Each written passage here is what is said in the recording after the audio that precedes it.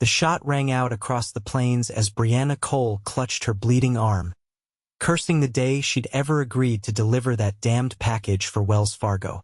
It was 1875, and the Arizona Territory was unforgiving to those who traveled alone, especially women. Now, with the setting sun painting the distant mountains crimson, she found herself surrounded by 5 men whose faces spoke of lives spent skirting the law. "Look what we got here, boys," drawled a tall man with a scar bisecting his left cheek. "A Wells Fargo messenger, and a pretty one at that." Brianna spat at his feet. "You've taken the package. Let me go." The leader laughed, the sound cold as a winter creek. "Package? We don't care about no package. We know who you really are, Miss Cole. Old man Buchanan's been offering a mighty fine reward for his runaway bride-to-be." Fear clenched her stomach. How had they discovered her identity so quickly? She'd been careful, changing her appearance, taking odd jobs to earn enough to reach California. Freedom was what she sought, freedom from the arranged marriage to a man 50 years her senior, a cattle baron whose previous 3 wives had all met suspicious ends. "You've got the wrong woman," she insisted. But the outlaw was already producing a set of iron chains from his saddlebag. "Chain her up, boys. We're taking her back to Phoenix."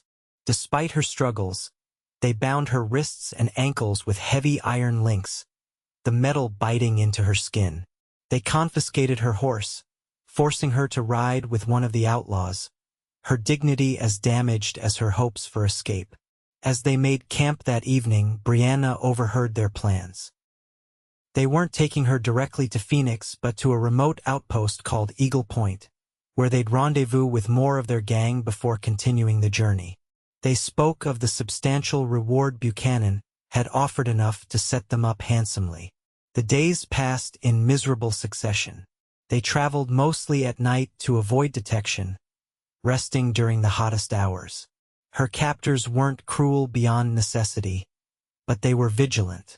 The chains remained on her at all times, even while she slept, the links rattling with her every movement like a constant reminder of her captivity. On the 5th night, they approached the town of Eager, a small settlement nestled in Apache County. They wouldn't enter the town proper, too risky with a chained woman, but would skirt around it to reach their hideout in the nearby foothills. The outlaw leader, who she'd learned was called Rafe Daniels, yanked her roughly from the horse as they made camp on the outskirts. "We'll rest here. Tomorrow night we reach Eagle Point." Brianna knew that once they reached the outpost, her chances of escape would diminish to nothing. She had to act tonight, but the chains made any attempt futile. As darkness fell, despair threatened to overwhelm her. Then she heard it, the soft whinny of an approaching horse. The outlaws tensed, reaching for their weapons. A lone rider emerged from the shadows, his silhouette tall and broad against the moonlight. He approached slowly, hands visible. "Evening, gentlemen," came a deep, calm voice. "Seems like an unusual way to travel with a lady." Rafe stood, hand hovering over his pistol. "This ain't your concern, mister. Best move along." The stranger dismounted, and in the firelight, Brianna could see him clearly.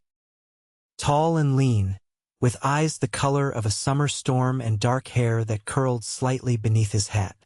His face was weathered by sun and wind, but he couldn't have been more than 30. He wore simple clothes, dusty from the trail but of good quality, and a star pinned to his vest caught the firelight. "Name's Vincent Quinn. I'm the deputy marshal from over in St. John's," he said, nodding toward Brianna. "And I'm thinking that woman isn't with you willingly." Rafe laughed. "She's a fugitive. We're taking her back to face justice." Vincent's eyes narrowed. "That so? Strange, I haven't heard about any female fugitives in these parts. And I certainly haven't seen any wanted posters with her face." His gaze shifted to Brianna, studying her with quiet intensity. "What's your name, miss?"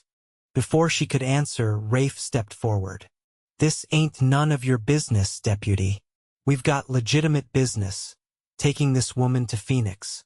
If it's legitimate, you won't mind showing me the papers authorizing you to transport a prisoner, Vincent said, his hand casually resting on his holster. The tension crackled like the campfire. 5 against 1, terrible odds by any measure. Brianna held her breath. We don't need no papers, Rafe snarled. This is between us and Buchanan. Vincent's expression hardened. Buchanan? The cattle baron? His eyes found Brianna's again, understanding dawning in them. I see. Well, I'm afraid I can't let you continue. That woman comes with me. The outlaws spread out, 5 hands hovering near 5 guns. You and what army deputy? Rafe sneered. Vincent didn't flinch. Just me. His voice lowered, each word deliberate as he stared at Brianna's chains. The outlaws took her in chains. Well, I'll break every link tonight. The promise hung in the air for a heartbeat. Then everything exploded into motion. Vincent drew with astonishing speed, his first shot catching Rafe in the shoulder before the man could clear his holster. As Rafe staggered backward, Vincent dove behind a nearby boulder, just as the night erupted with gunfire. Brianna threw herself to the ground, the chains hampering her movements. A bullet struck the earth inches from her face, showering her with dirt. She crawled toward a fallen log, desperate for cover. Vincent fired methodically, each shot finding its mark. One outlaw fell, clutching his leg. Another cried out as a bullet grazed his side. But they had numbers and they were closing in. A shot clipped Vincent's hat, sending it flying. Another tore through his sleeve. Still, he fought with grim determination, reloading with practiced efficiency. When 2 outlaws tried to flank him, he rolled to a new position, catching one with a shot that sent him sprawling. Rafe, despite his wounded shoulder, was working his way toward Brianna. She saw murder in his eyes. If he couldn't deliver her for the reward, he'd make sure no one would. Quinn! She shouted in warning. Vincent spun, seeing Rafe's approach. With deadly precision, he fired. Rafe jerked backward, his pistol discharging harmlessly into the air as he fell. The remaining outlaws, seeing their leader down, lost their nerve. They retreated into the darkness, dragging their wounded with them, leaving only Rafe's still form behind. In the sudden quiet, Brianna could hear her own ragged breathing and the soft footfalls as Vincent approached. He knelt beside her, his expression softening. "Are you hurt?" he asked, his eyes scanning her for injuries. She shook her head, still hardly believing what had happened. "The chains," she managed. Vincent holstered his gun and produced a small key from his pocket. "Standard issue," he explained, working on her shackles. "Most of these locks are the same." As the first chain fell away from her wrist, Brianna felt tears spring to her eyes. "Thank you," she whispered, the words wholly inadequate for what he'd done. Vincent worked silently, freeing her other wrist, then her ankles. When the last chain fell away, he helped her to her feet. "Mississippi?" Brianna Cole," she said, rubbing her chafed wrists. "Miss Cole, I think you'd better tell me what this is all about." She did, the words pouring out as they gathered their belongings and prepared to leave the campsite. She told him about Buchanan, about her father's debts that had led to the arranged marriage, about her escape and plan to reach California. Vincent listened without interruption, his face growing grimmer with each revelation. "Buchanan has considerable influence in the territory," he said when she finished. "His men will keep looking for you." "I know," she admitted, "but I'd rather die than marry him." Vincent studied her face in the moonlight. "We need to get you somewhere safe. My sister has a place outside of Eager. We'll head there, figure out our next move." As they rode double on his horse, putting distance between themselves and the abandoned camp, Brianna felt something she hadn't experienced in weeks. Hope. The night was cool, the stars brilliant overhead, and the steady presence of the man behind her promised protection she'd never expected to find. "Why did you help me?" she asked as they rode. "You could have been killed." Vincent was quiet for a moment. "I've seen what happens when good people look away from injustice," he finally said. "My father taught me that a man's worth is measured by what he's willing to stand for." He paused. "And no one deserves to be in chains against their will." Dawn was breaking when they reached a modest homestead nestled in a small valley. A woman with the same storm-gray eyes as Vincent emerged at their approach. Concern etched on her face when she saw Brianna's condition. "Vince? What's happened?" "Trouble, Ellie," he replied, helping Brianna dismount. "This is Miss Brianna Cole. She needs our help." Eleanor Quinn didn't hesitate. She ushered Brianna inside, immediately setting about preparing a bath and clean clothes. The small house was simple but welcoming, filled with handmade furniture and colorful quilts. "You're safe here," Eleanor assured her. "No one comes to this valley without us knowing about it." After a hot bath and a change into a borrowed dress, Brianna sat at the kitchen table while Eleanor tended to the raw marks on her wrists. Vincent had gone to check the perimeter, ensuring they hadn't been followed. "My brother has a habit of bringing home strays," Eleanor remarked with a gentle smile. "Though you're the first human one." Brianna managed a small laugh. "I don't know how I can ever repay you both. Just tell me one thing honestly," Eleanor said, her expression turning serious. "Are you running from the law? Has my brother put himself at risk for a criminal?" "No," Brianna replied firmly. "I've broken no laws. I'm running from a man who believes he can buy me like cattle." Eleanor's face softened. "Then you're welcome here for as long as you need." Vincent returned, bringing with him the news that the territory was clear for miles around. "We should be safe for now, but we can't stay indefinitely," he warned. "Buchanan's reach is long."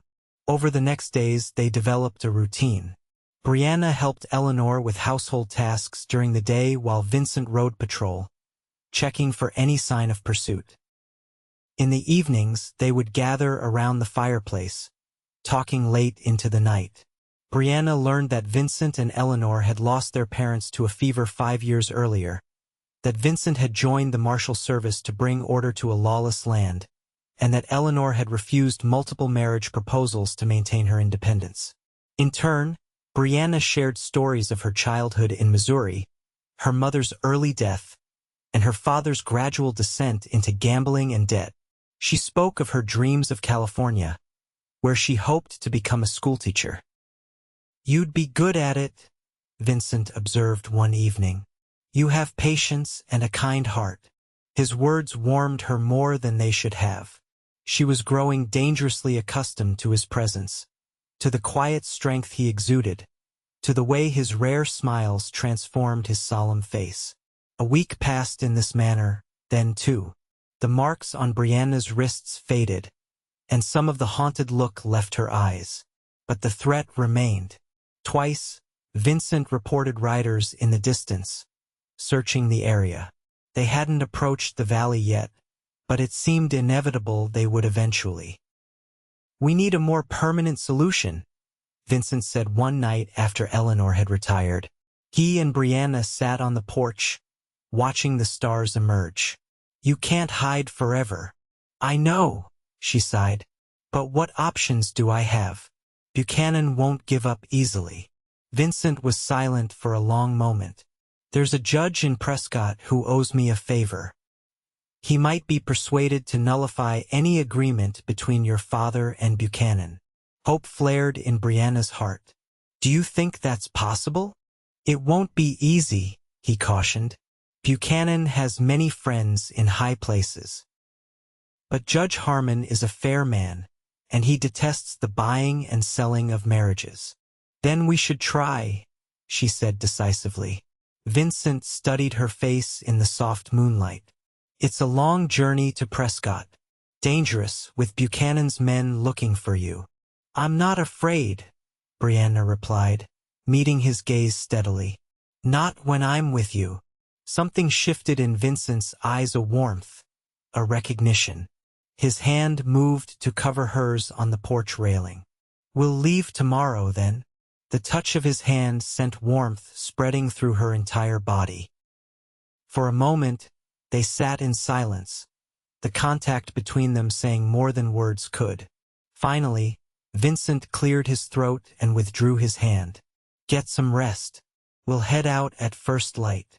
Brianna nodded, reluctantly rising. At the door, she paused. Vincent. He looked up, his face half in shadow. Thank you. Not just for protecting me, but for treating me like a person with choices, not property to be claimed. A small smile touched his lips. You're welcome, Brianna. Sleep well. That night, she dreamed not of chains and pursuit, but of gray eyes and gentle hands. They set out before dawn, leaving Eleanor with instructions to spread word that they had headed west if anyone came asking. Their actual route would take them southeast, then north to Prescott, a circuitous path designed to throw off pursuit. Vincent had procured a horse for Brianna, a steady mare named Willow, and outfitted her with suitable riding clothes and a wide-brimmed hat to shield her face. He also gave her a small pistol, showing her how to use it. I pray you won't need this, he said, but I want you to have it just in case. The weight of the weapon was foreign in her hands, but Brianna tucked it into the pocket of her riding skirt, knowing it represented a last resort she might need. They rode hard that first day, keeping to less traveled paths and watching constantly for signs of other travelers. Vincent was a skilled guide, reading the landscape with an expertise born of years patrolling the territory. By nightfall, they had covered nearly 30 miles. They made camp in a sheltered ravine, building only a small fire that would be difficult to spot from a distance. As they shared a simple meal of jerky and hardtack, Brianna found herself studying Vincent's profile in the firelight. How did you become a deputy marshal? She asked. Was it always what you wanted? Vincent poked at the fire with a stick. No, not always. I wanted to be a doctor when I was younger. Started studying with the town physician in St. John's. A shadow passed over his face. Then my parents died, and I had Eleanor to look after. The marshal service offered steady pay and respect. It seemed the practical choice. Do you regret it? He considered the question. Sometimes. But I've been able to help people, make a difference. That counts for something. He glanced at her. What about you? Was teaching always your dream? Brianna smiled softly. Yes, my mother was a teacher before she married my father. She used to say that education was the one thing no one could ever take from you. Wise woman, Vincent remarked. She was... Brianna agreed, her voice wistful.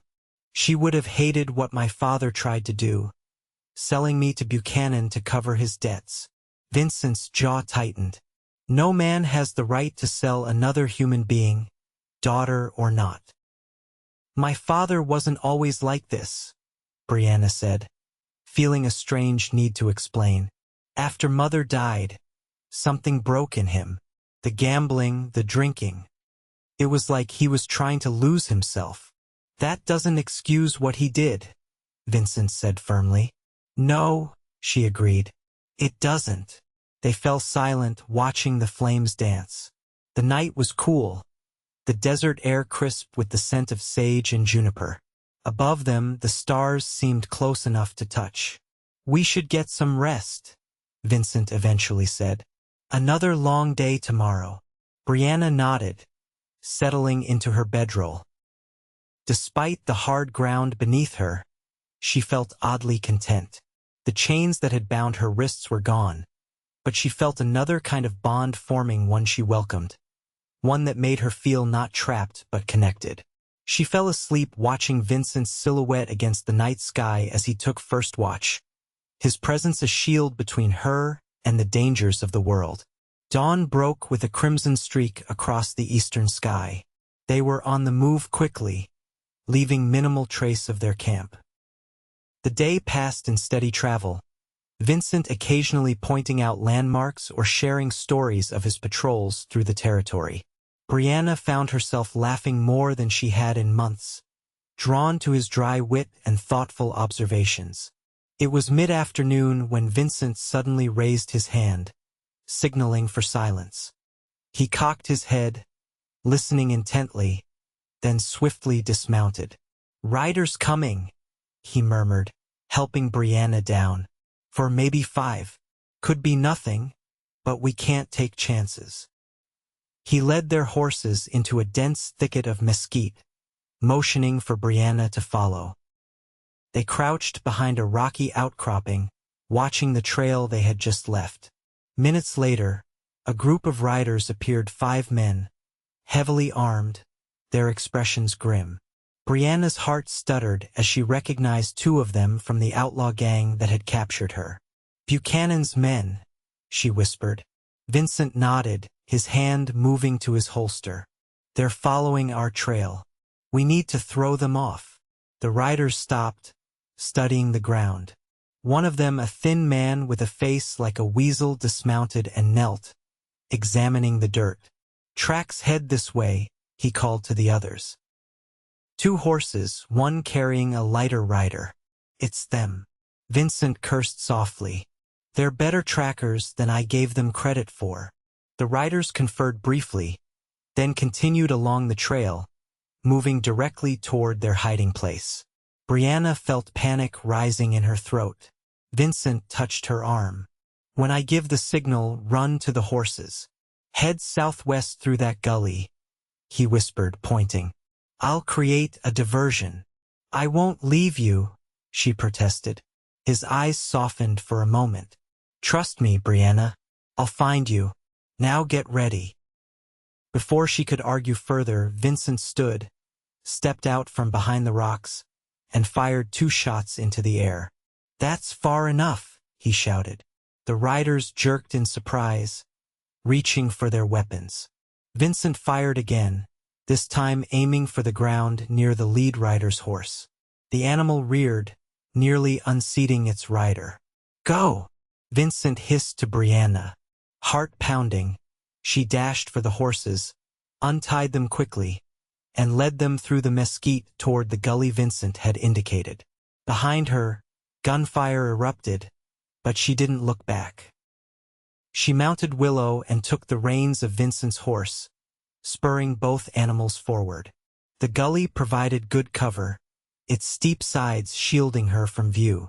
She rode hard, just as Vincent had taught her, keeping low in the saddle.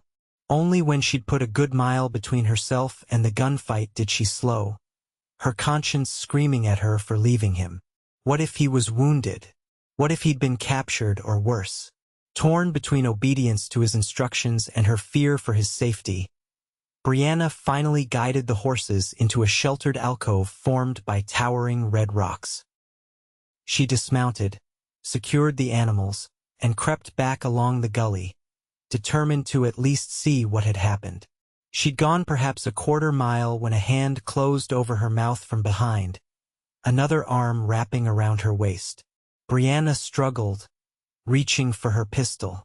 "It's me," Vincent's voice said in her ear, and she went limp with relief. He released her, and she spun to face him, noting with alarm the blood staining his left sleeve. "You're hurt. Just a graze," he dismissed. "I'm more concerned that you didn't follow my instructions." "I couldn't leave you," she said simply. Vincent's expression softened. "We need to move. I managed to wound 2 of them and scatter their horses, but they'll regroup soon enough." They hurried back to where she'd left their mounts. Vincent winced as he swung into the saddle but offered no complaint. They rode south for several hours, the terrain growing increasingly rugged, until they reached a series of interconnected canyons. "We'll lose them in here," Vincent explained. "These canyons are a maze unless you know them well." Night was falling as they made their way deeper into the labyrinth of red rock. They finally stopped in a small box canyon with a spring bubbling from the rock wall, providing fresh water. "We'll be safe here," Vincent said, dismounting stiffly. Brianna immediately went to him, insisting on examining his wound. The bullet had indeed only grazed his upper arm, but the cut was deep and angry-looking. "This needs cleaning," she said firmly. "Sit down and let me tend to it." Vincent complied without argument, which told her he was in more pain than he was letting on. She used water from the spring to clean the wound, then tore a strip from her petticoat to bandage it. "You'd have made a fine doctor yourself," Vincent remarked, watching her work. Brianna smiled, focusing on wrapping the bandage. "I helped care for my mother when she was ill. I learned a few things." When she finished, their eyes met. In the gathering darkness, his gaze was intense, questioning. Without conscious thought, Brianna's hand rose to touch his face, her fingers tracing the line of his jaw. "You could have been killed today," she said softly. "Because of me." Vincent caught her hand in his. "Not because of you. Because of men who believe they can own people." His voice lowered. "I would do it again in a heartbeat." The air between them seemed to vibrate with unspoken emotions. Slowly, giving her every chance to pull away, Vincent leaned forward. When their lips met, Brianna felt as though every chain that had ever bound her literal and figurative shattered completely. The kiss was gentle at first, a question more than a demand. When she responded, sliding her hands into his hair, it deepened, becoming something hungry and vital. His arms encircled her, drawing her closer, and Brianna yielded willingly, her heart racing with joy and fear and something else she wasn't ready to name. When they finally parted, both breathing hard, Vincent rested his forehead against hers. "I shouldn't have done that," he murmured. "You're under my protection. It's not right for me to." Brianna silenced him with another quick kiss. "I'm not under your protection, Vincent Quinn. I'm by your side. There's a difference." A slow smile spread across his face, transforming his features. "Yes," he agreed, "there is." They made camp in the shelter of the canyon, sharing a meal from their provisions and talking late into the night. The kiss had changed something between them, bringing honesty where there had been caution before. Vincent spoke of his childhood, of the father who had taught him to respect all people regardless of station or circumstance, of the mother who had instilled in him a love of books and learning. Brianna told him of her dreams beyond California, of perhaps one day having her own school, of teaching children who had few opportunities. "You'll do it," Vincent said with certainty. "You have that kind of determination." "And what about you?" she asked. "What do you dream of, beyond being a deputy marshal?" He was quiet for a moment, staring into the small fire they had built. "Land of my own, I suppose. A place to build something lasting." His eyes met hers. "Someone to share it with." The words hung in the air between them, full of possibility. Brianna felt her cheeks warm, but she didn't look away. "That sounds like a good dream," she said softly. They slept that night on opposite sides of the fire, but Brianna felt closer to him than if they'd been side by side. Something was growing between them, something precious and unexpected. Morning brought renewed purpose. They had lost their pursuers for now, but Prescott was still days away, and they knew Buchanan's men would be watching all the main routes.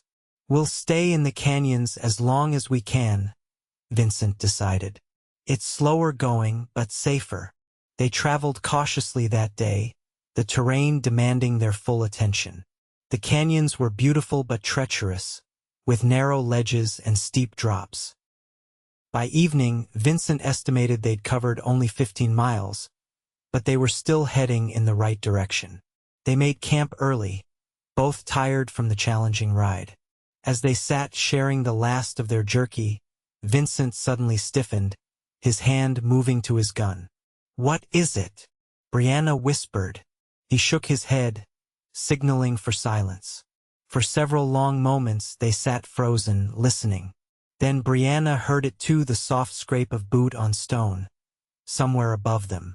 Vincent motioned for her to stay put, then moved silently toward the sound, his pistol drawn. Brianna's heart pounded as she watched him disappear among the rocks.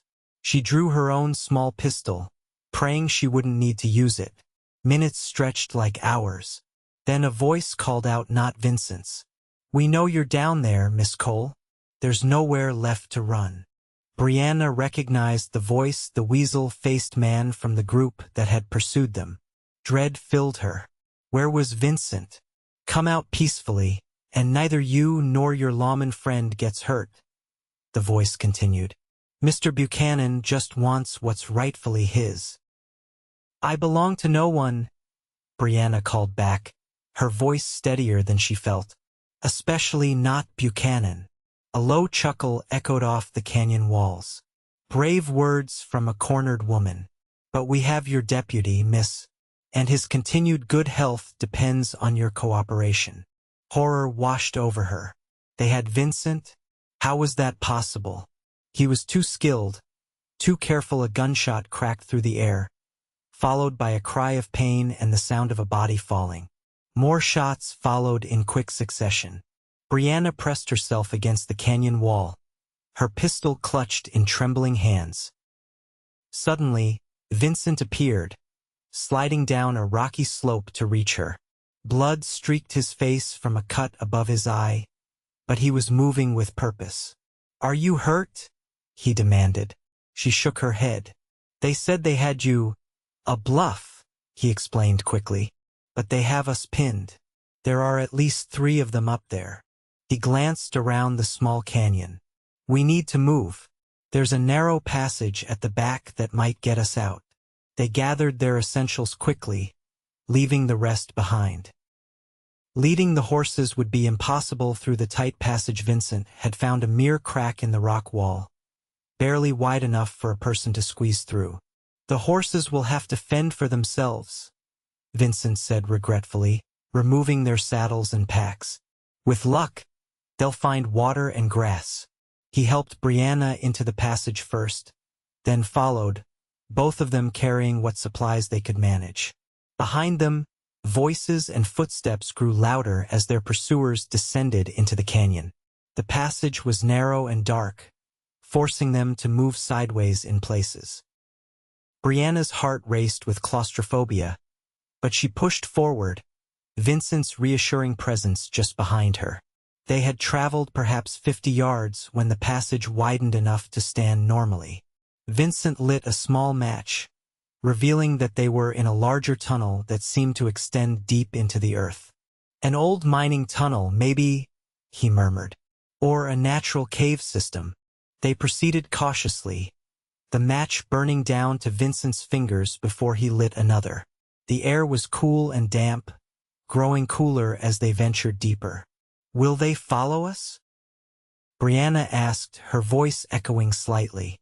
"Not if they have any sense," Vincent replied. "These tunnels can be death traps. Cave-ins, hidden drops, lack of air, all kinds of dangers." "That's not exactly reassuring," she pointed out. He squeezed her hand. "I've explored cave systems before. We'll be careful." They walked for what seemed like hours, lighting matches sparingly to conserve their supply.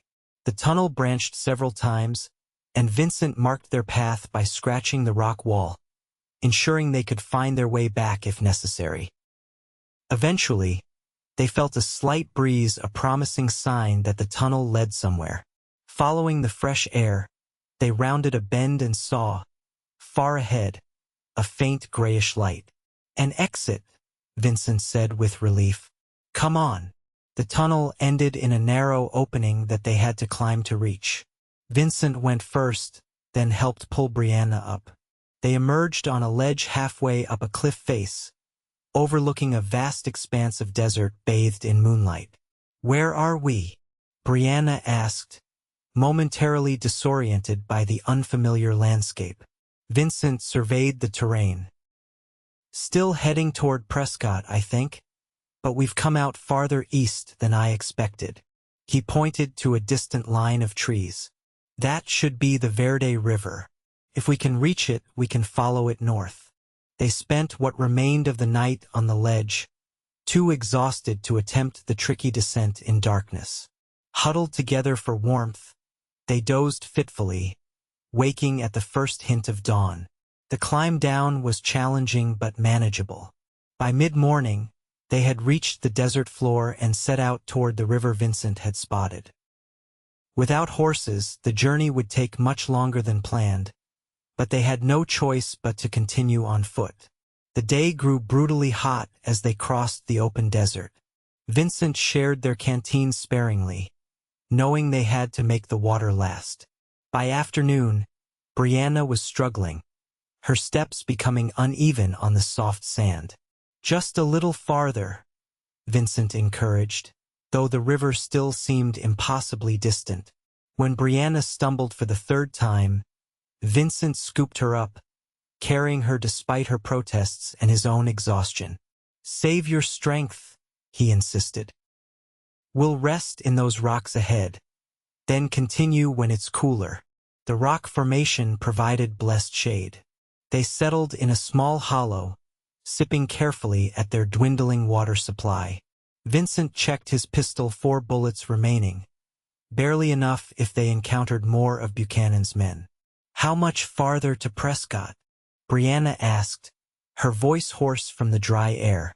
"At least 3 days on foot if we can maintain a good pace," Vincent admitted. "But once we reach the river, things will get easier. Water, possibly game to hunt, and we might encounter travelers who could help us." Brianna nodded, trying to maintain her courage. The ordeal was taking its toll, but she refused to surrender to despair. They had come too far, overcome too much. As the worst of the heat passed, they set out again. The river seemed to retreat before them, a mirage always just beyond reach. Vincent kept them moving with quiet determination, his hand often reaching for hers, offering silent support. Sunset brought a spectacular display of color but little relief from the heat. They continued walking by moonlight, making better progress in the cooler air. Finally, well past midnight, they heard the soft, musical sound of running water. "We made it," Vincent said, his face breaking into a weary smile. The river was a ribbon of silver in the moonlight, flowing steadily northward. They reached its banks and dropped to their knees, drinking deeply and refilling their canteen. The water was life itself, reviving their spirits and washing away some of the desert's harsh grip. They made camp beneath a stand of cottonwoods, the sound of the river lulling them toward much-needed rest. Vincent insisted on taking first watch, despite his exhaustion. "Sleep," he told Brianna. "I'll wake you in a few hours." She wanted to protest but was too tired to argue. As she drifted off, she felt his hand gently stroking her hair, a touch so tender it brought tears to her eyes. When she woke, the sun was already high. She sat up with a start, realizing Vincent had let her sleep through the night. She found him by the river, examining something in the water. "You were supposed to wake me," she scolded, joining him. He glanced up with a smile. "You needed the rest more than I did." He pointed to what had captured his attention. "Look, fish. If I can fashion a spear, we might have a proper meal today." Using his knife, Vincent crafted a makeshift spear from a straight branch. It took several attempts, but he eventually managed to catch 2 good-sized trout. They cooked the fish over a small fire, the fresh food restoring their energy in a way their dwindling trail rations couldn't match. "We should follow the river north," Vincent said as they ate. "It will lead us toward Prescott eventually, though not as directly as I'd hoped." "How long will it take now?" Brianna asked. Vincent's expression grew serious. "Perhaps 5 days, maybe more. Without horses, our progress will be slow." He hesitated. "Brianna, there's something I need to tell you." The gravity in his voice made her heart skip. "What is it?" Buchanan isn't just after you because of the arrangement with your father. There's more to it. He met her eyes directly. He believes you have something that belongs to him, something valuable. Confusion furrowed her brow. What are you talking about? I have nothing of his. Vincent leaned closer, lowering his voice though there was no one to overhear. Before I became a deputy marshal, I was investigating Buchanan privately. There were rumors about his wives, about how they died. The last one, Elizabeth, supposedly left a journal documenting his crimes, including murder. Brianna stared at him, stunned. And he thinks I have this journal? Why would he believe that? Because your father worked for Buchanan briefly last year. He was a bookkeeper at one of Buchanan's mines. He might have had access to papers, documents. Vincent trailed off, watching her face closely. Memories stirred in Brianna's mind, her father returning from a job with a locked metal box. His sudden nervousness. The whispered conversations with men she didn't recognize. Then the unexpected offer from Buchanan to marry her, despite their vast age difference and social disparity. The package, she whispered, the pieces falling into place. The one I was carrying for Wells Fargo when the Outlaws caught me. My father gave it to me before I left, told me to deliver it to an address in San Francisco. She looked up at Vincent, her eyes wide. Do you think? It's possible, Vincent acknowledged. If your father found the journal, he might have been using you to get it out of Arizona safely. His jaw tightened. Using you as a pawn, just like Buchanan wanted to. Anger flashed through Brianna, followed by a deeper sense of betrayal. Had her father known the danger he was placing her in? Had he cared? The Outlaws took the package, she said flatly. If it contained what Buchanan wanted, why is he still pursuing me? Vincent shook his head. The men who captured you weren't Buchanan's originally. They were just bounty hunters looking to collect the reward. They might not have known what they had. He frowned, thinking. Or perhaps what they took wasn't the real journal. Your father might have been clever enough to create a decoy. It was too much to process. Brianna stood, walking a few steps away to gather her thoughts. If what Vincent suggested was true, her father had placed her in mortal danger without warning her. And Buchanan, a man who had possibly murdered multiple wives, believed she was the key to recovering evidence of his crimes. She felt Vincent's presence behind her before he spoke. I'm sorry, he said quietly. I should have told you sooner, but I wasn't certain until we encountered those men in the canyon. The way they spoke, the urgency of their pursuit, it confirmed my suspicions. Brianna turned to face him. None of this is your fault, Vincent. You've risked everything to help me. She took a deep breath. If Buchanan is what you say, a murderer, then we have even more reason to reach Judge Harmon. This isn't just about my freedom anymore. Vincent's eyes softened with admiration. You're remarkable, Brianna Cole. Most people would be collapsing under the weight of all this. I've spent too long being afraid, she replied simply. I'm finished with fear. He reached out, brushing a strand of hair from her face. Then let's continue. Prescott awaits, and so does Judge Harmon. They gathered their few belongings and set out, following the river northward. The terrain along the waterway was easier to traverse than the open desert, with plenty of shade and the constant companionship of flowing water. They made good progress that day, stopping occasionally to rest and refill their canteen. As evening approached, Vincent grew increasingly alert, scanning the surrounding landscape with greater frequency. When Brianna questioned him, he admitted his concern. The river is a natural route. If Buchanan's men are still searching, they might think to check it. They made camp in a secluded spot away from the main riverbank, building no fire that might attract attention. As night fell, they sat close together, sharing the last of the fish they had caught earlier. Tell me about your sister, Brianna said, seeking distraction from their predicament. You two seem very close. Vincent smiled fondly. Eleanor is the strongest person I know. After our parents died, she kept us together, kept our home running. She was only 20, but she stepped up without complaint. Pride colored his voice.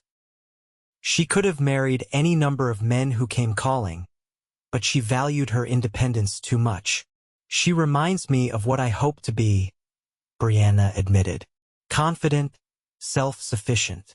You already are those things, Vincent said with conviction. Look at what you've endured, how far you've come. His belief in her warmed Brianna more than any fire could have. Impulsively, she leaned over and kissed him, a brief touch of lips that conveyed her gratitude and growing feelings. When she pulled back, Vincent's eyes were dark with emotion. Without words, he drew her closer, his kiss deeper and more deliberate than before. Brianna melted into his embrace, all thoughts of danger momentarily forgotten as they explored this new dimension of their relationship. It was Vincent who finally pulled away, though he kept her hand in his. We should rest, he said, his voice husky. Tomorrow will be another long day. They slept side by side that night, Vincent's arm protectively around Brianna's waist. Despite their precarious situation, she felt safer than she ever had before. Dawn broke clear and crisp. They set out early, maintaining a steady pace along the river. The day passed without incident, bringing them ever closer to Prescott and the justice they sought. It was mid-afternoon when they spotted the rider. A lone figure on horseback appeared on the opposite bank of the river, perhaps half a mile downstream. Vincent immediately pulled Brianna into the cover of a dense thicket, watching intently as the rider approached. Is it one of them? Brianna whispered. Vincent squinted against the sun. I can't tell yet. Stay low. The rider came closer, following the river at a leisurely pace. As he drew near enough to make out details, Vincent relaxed slightly. It's not one of Buchanan's men, he said. Looks like a rancher, maybe? Indeed, the rider was an older man with a weather-beaten face and simple clothes. He led a second horse, a pack-horse loaded with supplies. Vincent made a quick decision. We need that horse if we're going to reach Prescott in time. He stepped out of hiding, raising his hand in greeting. Hello there. The man startled, his hand dropping to his holster before he registered Vincent's unthreatening stance. Who goes there? He called across the water. Deputy Marshal Vincent Quinn, Vincent replied, showing his badge. And a companion. We're in need of assistance. The man studied them suspiciously but guided his horse to a shallow crossing point. As he approached, Brianna noted his cautious demeanor and shrewd eyes. Marshal, eh? He said, dismounting but keeping a hand near his gun. Long way from anywhere, ain't you? We've had some trouble, Vincent explained. Lost our horses in a canyon north of here. We're trying to reach Prescott.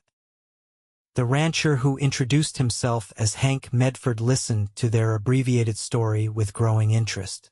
Vincent was careful to omit specific details about Buchanan, presenting their situation as a simple case of Brianna fleeing an unwanted marriage. Buchanan, Medford repeated when Vincent mentioned the name. That old vulture from Phoenix? Heard plenty about him, none of it good. He spat on the ground. Any man who'd force a woman to marry against her will deserves a bullet, not a bride. His blunt assessment won Brianna's immediate approval. Can you help us, Mr. Medford? The rancher scratched his chin thoughtfully. My ranch is about 5 miles east of here. Got fresh horses, supplies, and the missus would surely welcome some female company. He eyed their disheveled state. Looks like you could use a proper meal and rest, too. Vincent exchanged a glance with Brianna. The offer was tempting, but detours were risky. As if reading his thoughts, Medford added, Plus, I know every trail between here and Prescott. Could get you there in 3 days. avoiding the main roads where you might be spotted. That settled it. They accepted Medford's offer, Brianna riding double with the rancher while Vincent took the packhorse. As they rode, Medford proved to be a fount of local knowledge, pointing out landmarks and sharing the history of the area. His ranch was modest but well-maintained, with a sturdy main house, several outbuildings, and corrals holding cattle and horses. His wife, Martha, was a plump, energetic woman who welcomed them with immediate warmth. "Land's sakes, girl, you look like you've been through the ringer," she exclaimed, ushering Brianna inside. "Let's get you a bath and some clean clothes." The simple comforts of the Medford home seemed like unimaginable luxury after days in the wilderness. Brianna soaked in a proper bath, then changed into a dress borrowed from Martha. The garment was too large, but Martha quickly took it in with deft stitches, chattering all the while about her 6 children, all grown and gone to start their own families. Meanwhile, Vincent cleaned up as well, emerging from the washroom looking more like the deputy marshal who had first come to Brianna's rescue and less like a desert wanderer. He had shaved, and Martha had found him clean clothes belonging to one of her sons. Over a hearty dinner of venison stew and fresh bread, they shared more of their story with the Medfords, finding them to be sympathetic allies.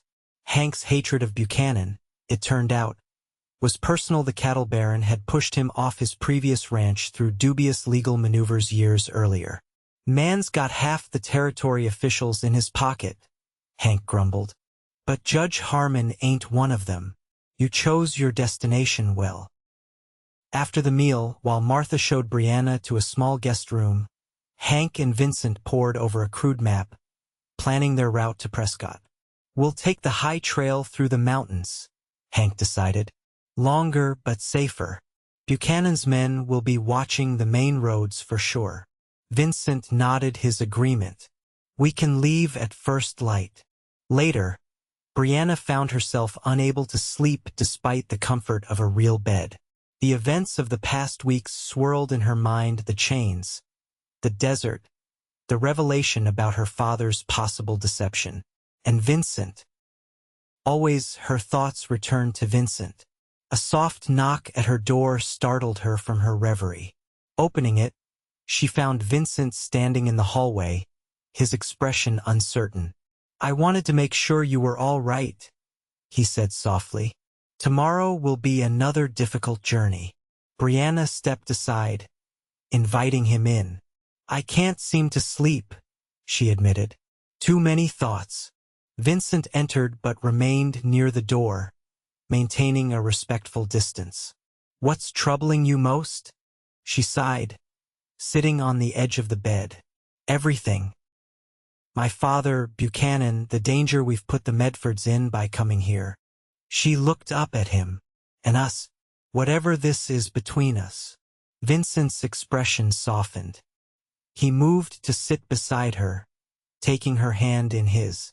"I can't speak for your father or predict Buchanan's next move, but I can promise you the Medfords are safer than they appear. Hank has 6 ranch hands who are fiercely loyal, and they've been alerted to potential trouble." "And us?" Brianna pressed, her heart pounding. Vincent's thumb traced gentle circles on the back of her hand. "That's both simpler and more complicated." His gray eyes met hers directly.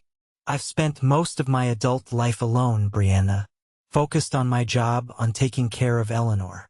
I never expected to feel this way about anyone." "Which way is that?" she whispered, needing to hear him say it. "Like I'd face 100 armed men to keep you safe. Like every smile you give me is a gift I've done nothing to deserve." His voice deepened. "Like I'm falling in love with you, against all better judgment and professional ethics." The words sent a shiver of joy through Brianna. "And is that such a terrible thing? Falling in love?" "Not terrible," he said softly. "Terrifying, because now I have something precious to lose." Brianna reached up to touch his face, her fingertips tracing the strong line of his jaw. "We both do." But isn't that better than never having found it at all? In answer, Vincent leaned forward, capturing her lips in a kiss that spoke more eloquently than words. This time, there was no pulling back, no reminder of their circumstances. There was only the growing certainty between them, the recognition of something rare and worth fighting for. When they finally parted, breathless, Vincent rested his forehead against hers. "We should reach Prescott in 3 days. Once you're safely under Judge Harmon's protection, we can think about what comes next." Brianna nodded, though part of her wished they could stay in this moment, sheltered from the dangers that awaited. 3 days, she repeated. It seems both too long and not long enough. Vincent smiled, pressing one last kiss to her forehead before standing. Try to sleep. Dawn will come quickly.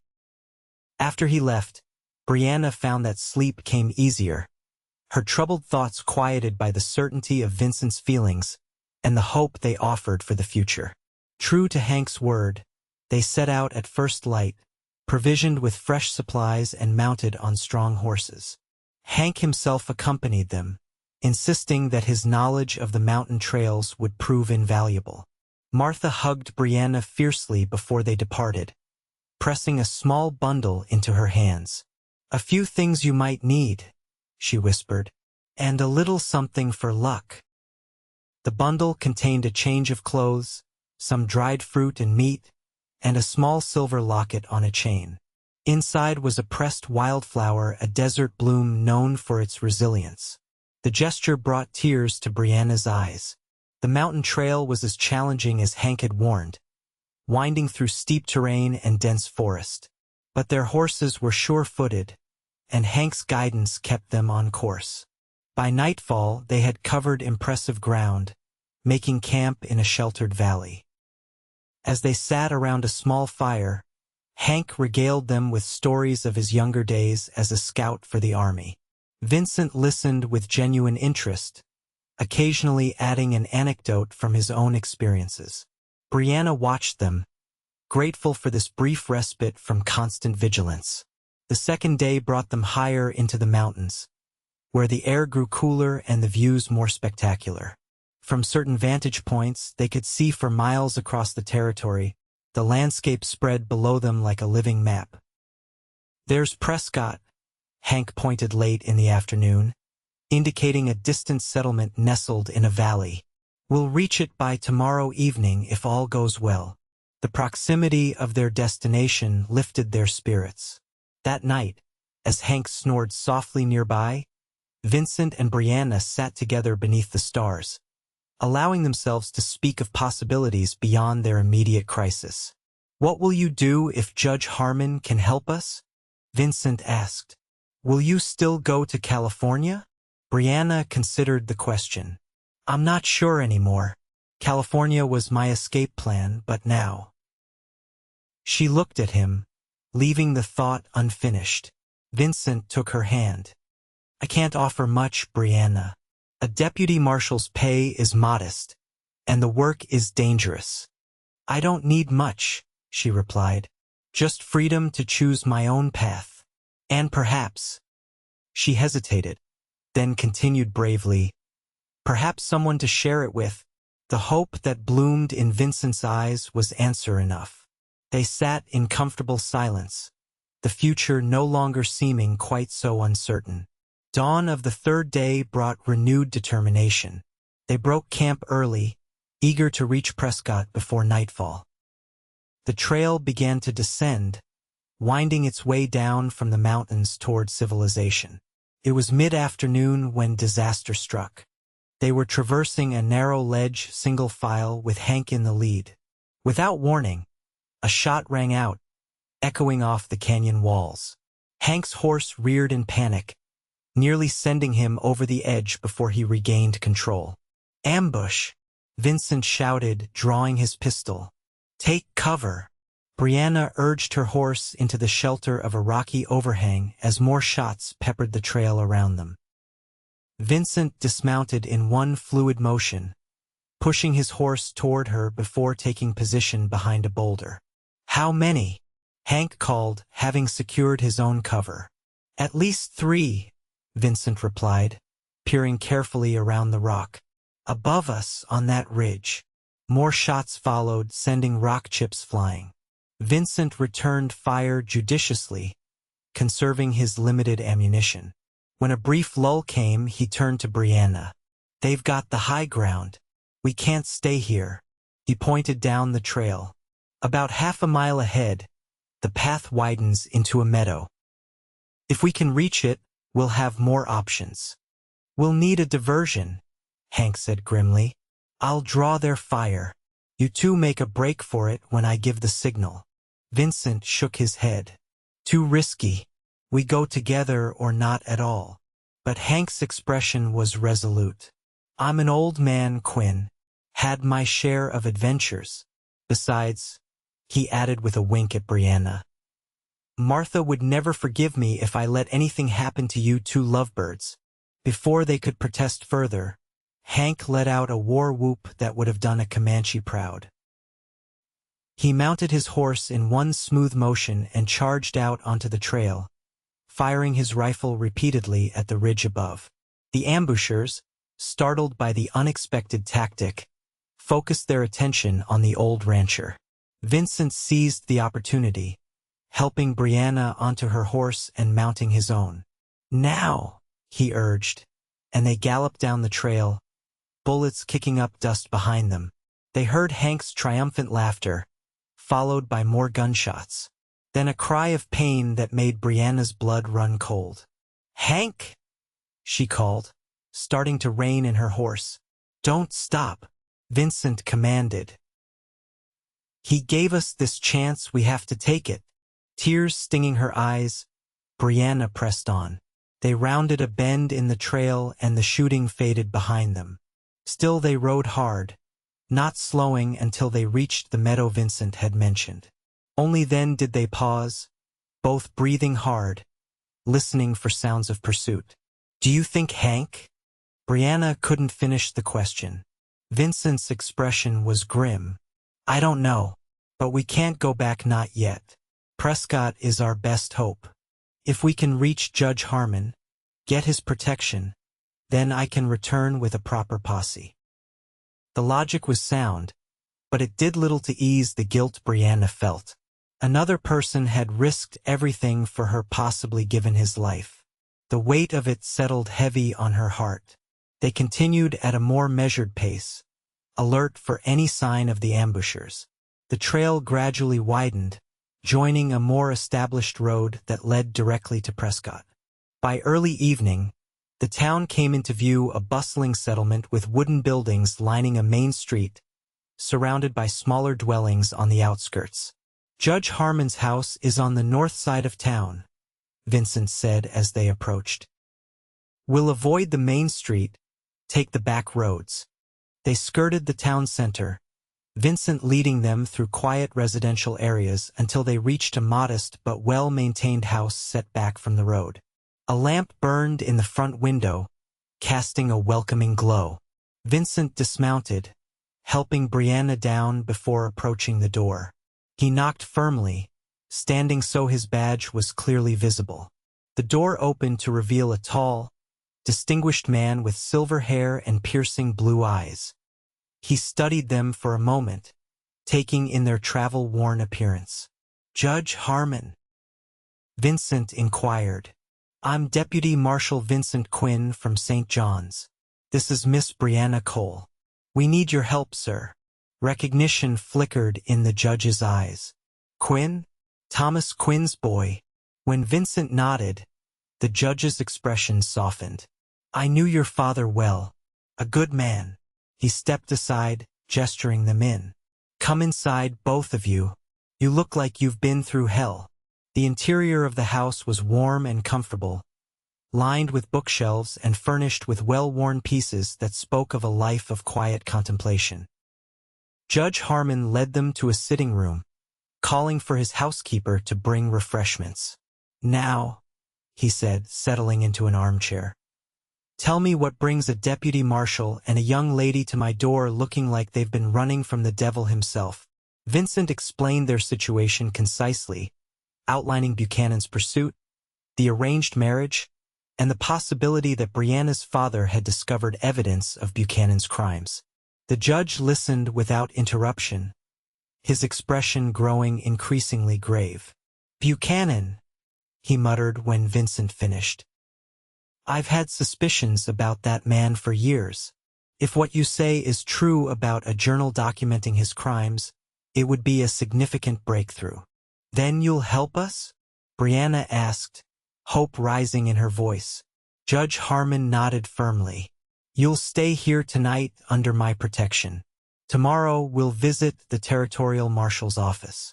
I have enough influence to ensure Miss Cole remains free while we investigate these allegations against Buchanan."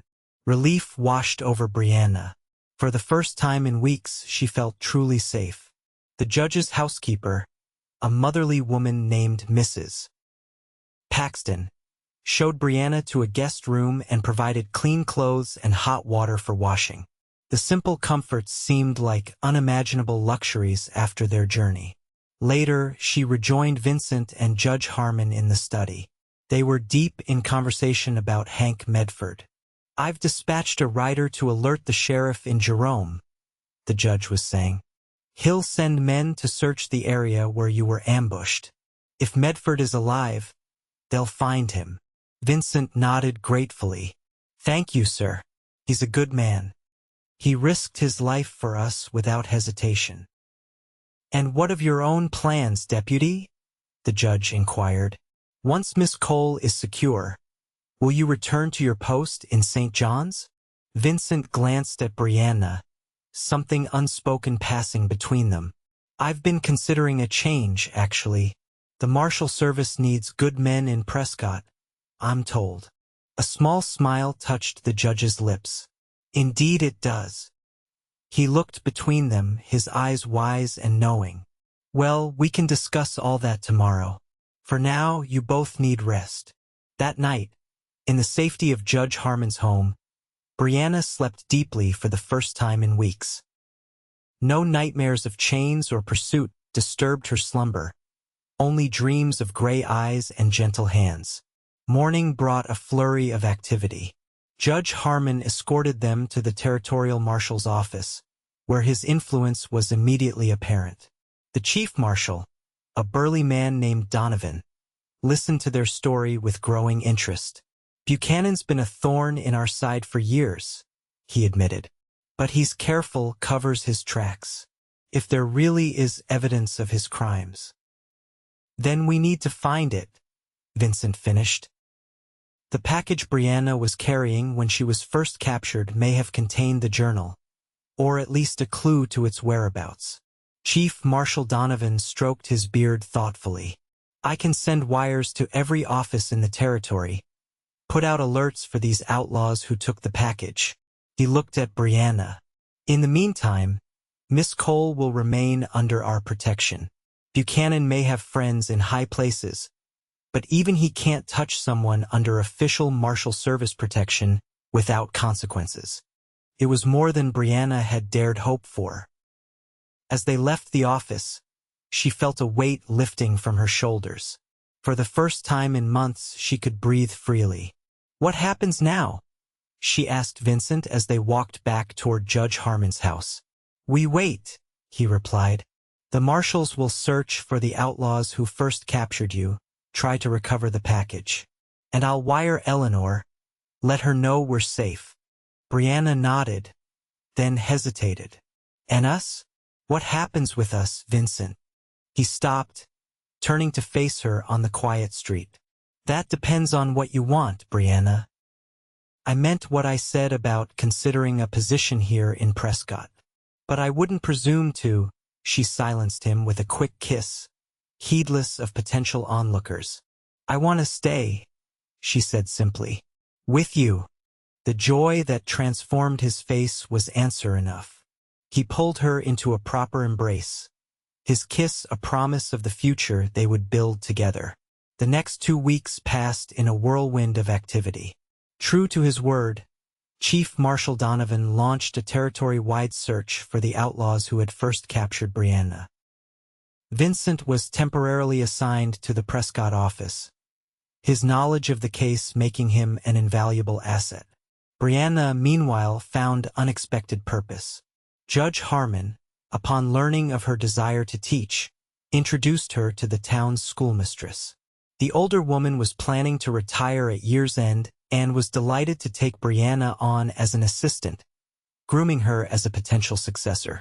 News came from Jerome that Hank Medford had survived the ambush, though he'd taken a bullet in the shoulder.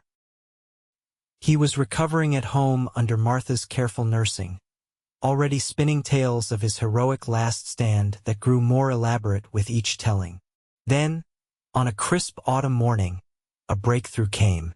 One of the original outlaws who had captured Brianna was apprehended in Tucson, attempting to sell a distinctive gold watch that had been reported stolen.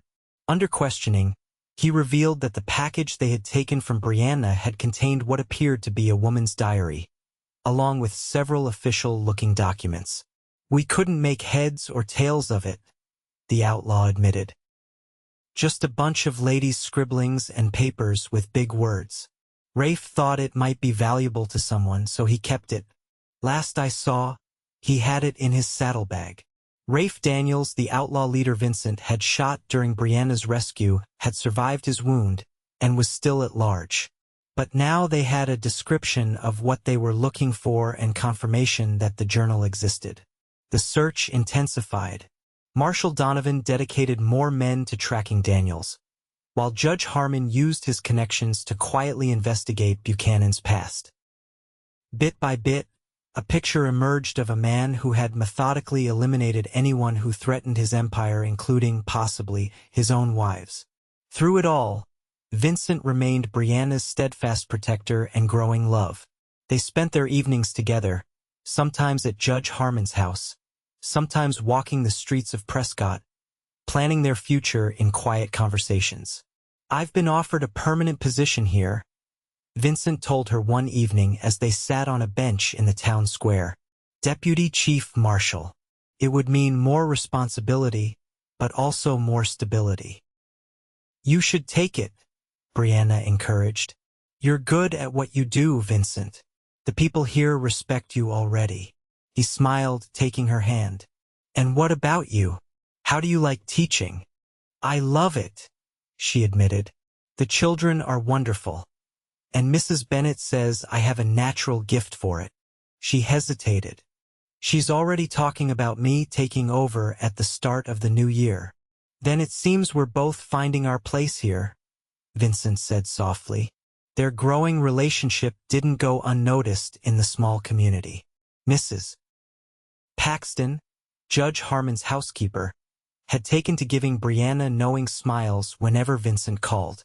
The school children giggled when Deputy Quinn came to walk Miss Cole home after lessons. Even Judge Harmon made the occasional dry remark about young people these days that made both of them blush. It was a time of growing happiness, despite the shadow of Buchanan that still loomed over them. The cattle baron had been suspiciously quiet since their arrival in Prescott, which Vincent found more concerning than reassuring. "He's planning something," he confided to Judge Harmon one evening. "It's not like Buchanan to give up so easily." The judge nodded gravely. "I've heard whispers. He's called in some debts, hired new men. We need to find that journal before he makes his move." The break they needed came from an unexpected source. A letter arrived for Brianna, delivered to the school rather than Judge Harmon's house. The handwriting was shaky but familiar, her father's. With trembling fingers, she opened it, Vincent standing protectively at her side. "Brianna," the letter began, "if you're reading this, I pray you're safe. I've heard rumors you're in Prescott under protection. I hope it's true. What I did was unforgivable, arranging your marriage to Buchanan, using you to transport the journal. I thought only of the money, of clearing my debts. But as the day of your departure grew closer, I couldn't bear the thought of sending you into that monster's hands. So I made a decision that may yet save us both." The letter went on to explain that her father had created a decoy package, the one Brianna had been carrying when captured. The real journal, along with supporting documents that proved Buchanan's crimes, had been hidden elsewhere. "Look to where your mother found peace," the letter concluded. "You'll understand. I'm sorry for everything, daughter. Perhaps someday you can forgive me." Your father, Brianna stared at the paper, emotions warring within her. Relief that her father hadn't completely betrayed her. Anger that he had placed her in danger at all. Confusion about his cryptic message. "Where your mother found peace," Vincent repeated. "What does that mean?" Brianna thought back to her childhood, to the stories her mother had told. "There was a place," she said slowly, "a small chapel outside of Phoenix. My mother would go there to pray, to find solace when things were difficult at home. She said it was where she felt closest to God." Vincent's expression brightened. "Could your father have hidden the journal there?" "It's possible," Brianna acknowledged. "It would be a place he knew I would remember. But Buchanan would never think to look." They took the letter to Judge Harmon and Marshal Donovan. After careful discussion, a plan was formed. Vincent would lead a small team to Phoenix to search the chapel, while Brianna would remain in Prescott under guard. It was safer that way, with Buchanan still a threat. The night before Vincent was to depart, he asked Brianna to walk with him to a small hilltop overlooking the town. The evening was cool but clear, the stars emerging one by one in the darkening sky. "I wanted to speak with you privately before I leave," he said, suddenly seeming uncharacteristically nervous. Brianna felt her heart quicken. "What is it?" Vincent took both her hands in his gray eyes earnest in the fading light. "These past weeks have been the most meaningful of my life, Brianna. Despite the danger, despite the uncertainty, finding you has been the greatest blessing I could have imagined." He reached into his pocket, withdrawing a small, simple ring. "This was my mother's. My father gave it to her when they had nothing but each other and dreams of a future together." His voice grew husky with emotion. "I'm asking if you'll share my future, Brianna Cole. Will you marry me?" Joy surged through Brianna, bright and overwhelming.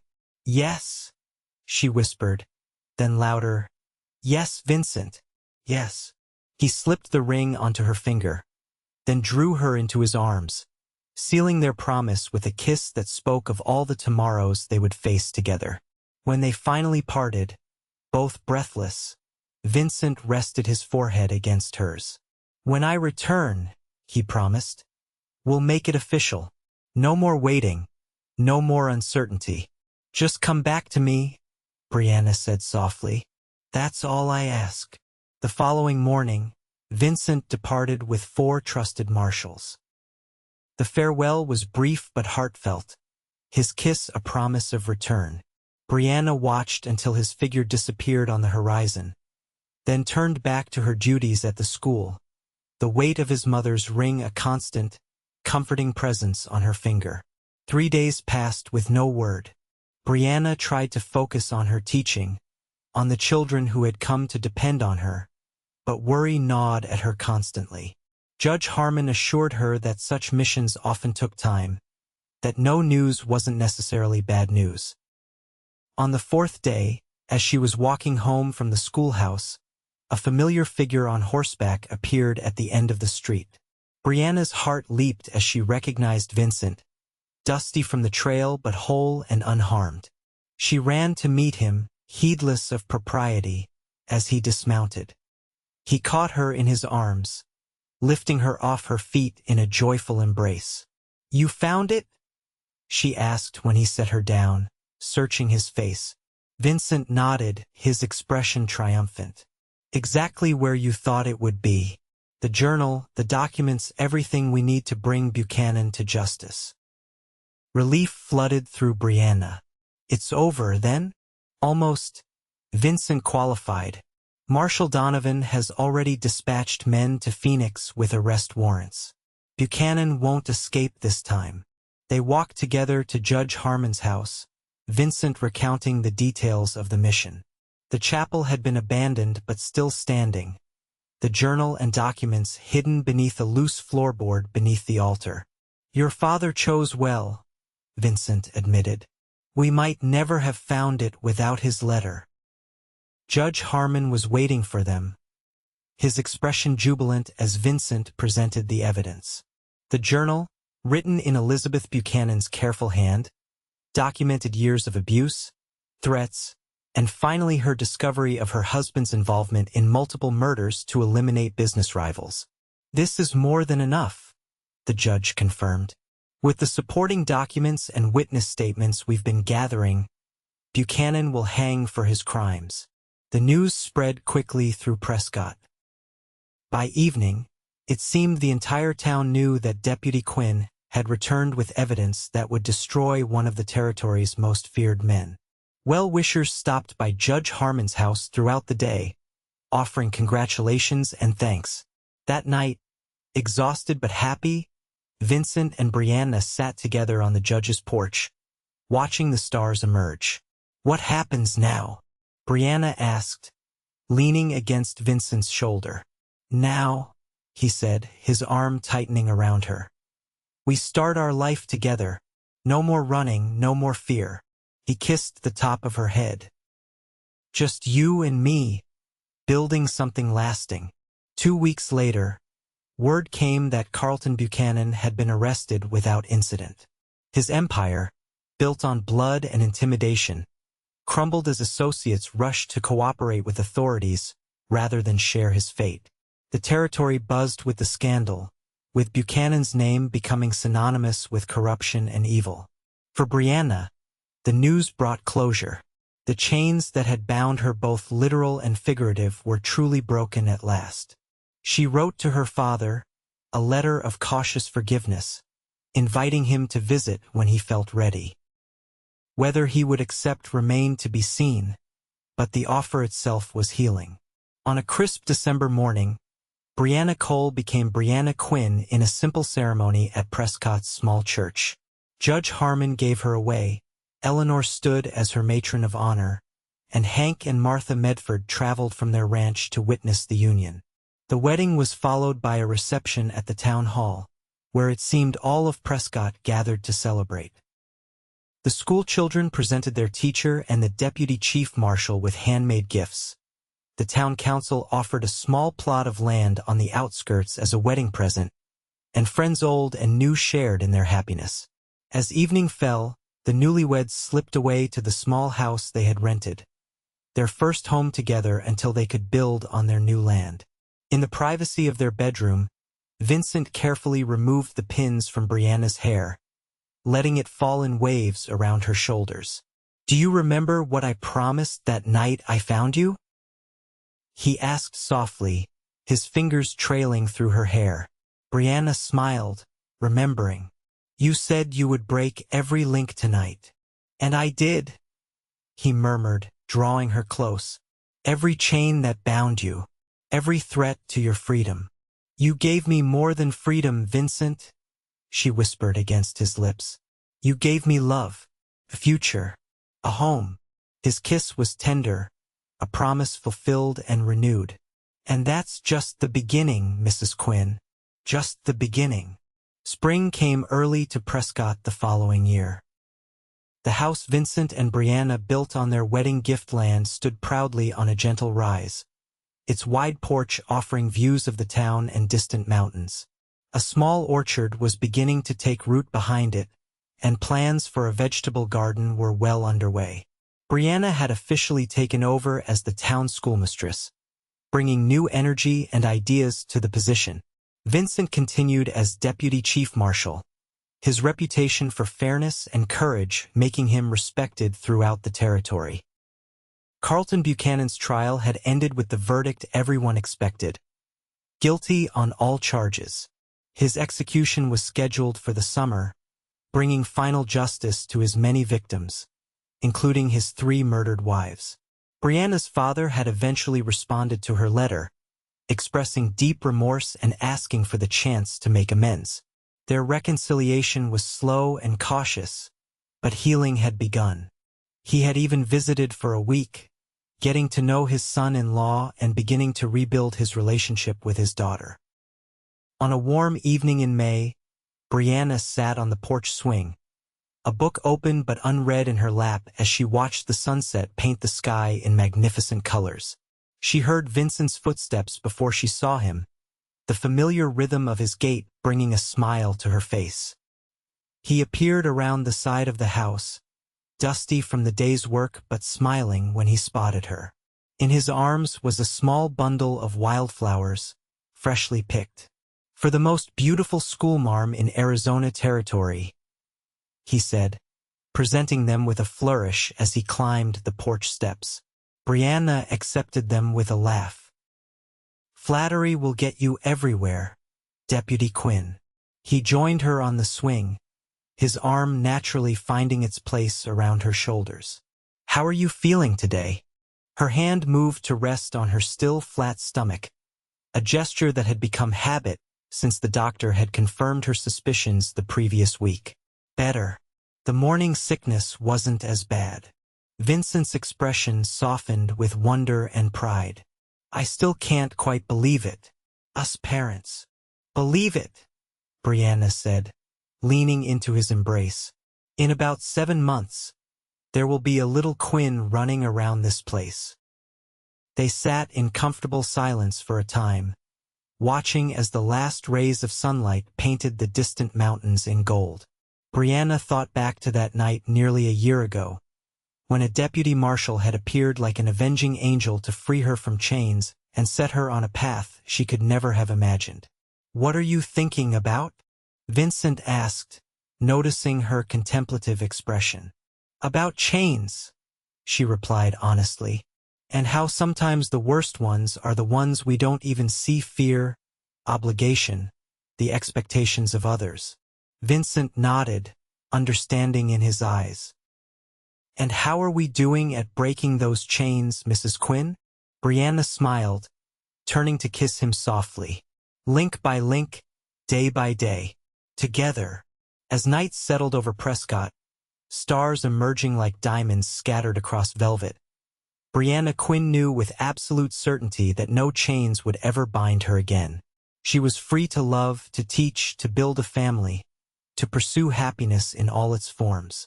And beside her was the man who had promised to break every link, who had kept that promise through danger and hardship, whose love had proven stronger than iron. Together, they had forged something unbreakable, a bond of choice, not captivity, of freedom, not fear. Each day was another link in that bond, another step in the journey they now shared. And as Vincent's hand found hers in the gathering darkness, Brianna knew it was a journey that would continue, rich with challenges and joy, for all the days to come.